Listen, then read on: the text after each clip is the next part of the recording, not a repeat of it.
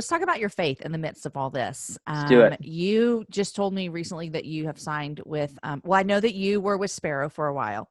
Yeah. And then now you've signed with a new label. And so what is that? How was that going into Idol? How was that continuing to saying like, okay, I'm a Christian. And what did that look like for you deciding, here's how I'm going to do what I do? Because there's like two sides. I'm going to like do Christian. I'm a Christian. I'm going to do Christian music. Or I'm a Christian. And I'm going to do whatever else that actually means. So how have you journeyed through that? Very well said. Thank you. Thank you. Yeah. So I actually grew up listening to Christian music. I still love it to this day. It would be my number one choice of listening to music, even just, off the cuff. So going into Idol, that was kind of the extent of my music knowledge. Mm-hmm. There were a couple times where they pulled out songs and I'm like, I feel like I should know this song, but I don't. That is funny. For example, this is so bad. Just don't hold it against me. You're like the sweet little Christian boy in there. Exactly. And they say, hey, you guys are going to sing Yesterday by the Beatles as a group. And I'm like, great. Just awesome. one second. I'll be right back.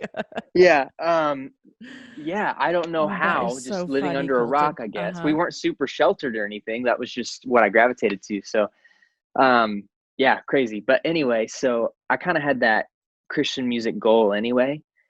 But coming off of Idol, I saw that God was doing something that could look different than what I wanted. Even just rewind to that first season, trying to make it happen for myself. I'm like, okay, God, like all limitations off. You're out of the box. Let's do it your way, because it's going to be way better than mine. Yeah. So I prayed, like, man, as I go into these writing sessions, make it clear and make it known what market I need to go into. If we start writing, songs that could be about a girl or it could be about Jesus, I'll have my answer. Or if it's like straight up worship stuff, great, I've got my answer. And the first couple songs I wrote were my first two singles that we released to Christian radio, Never Gone and You Are. Mm-hmm. And I was like, okay, well, this seems pretty obvious to me. Let me see what my team thinks. And they're like, yeah, you should do the Christian thing. I think they would be excited, and, just all those things. So we met with Sparrow. They were amazing. I still love those people to death. They're still family to me. Yeah. But a couple years ago, switched gears. I always hear artists talk about like the one record that doesn't connect well with audiences or connect as well as they hoped. And I had one of those records, still a record that I believe in and put my heart and soul into, but you never know. Yeah.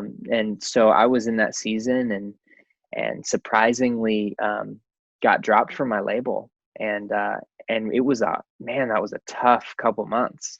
But my wife said something that was so good for us. She said, I know this seems like a setback, but what if God is actually just setting you up and preparing you for what's next? I've learned in life that in order to step into a new season, you have to let go of the old season. God is always stirring up something new every single day. So if you're so busy holding on to those, even if they're great moments, even high moments with God, if you're holding on to those, he's not going to be able to do anything new. So that was kind of that season of learning to let go, as hard as it was, and blindly step out and go, I don't know what this looks like yet, but I trust you. You've come through time and time again. This time will be no different. And we prayed and prayed and prayed, and a few months go by, and Atlantic Records actually reached out and were interested in doing a deal, which blew my mind. Not on my radar at all. Huge fans of several other artists. So this has just been a crazy 2-3 years of writing songs that not only I believe in, but songs that people who would never step foot in a church could also get on board with. And that's super important to me, has been from the beginning. So I'm excited to have the right platform to service that side of things.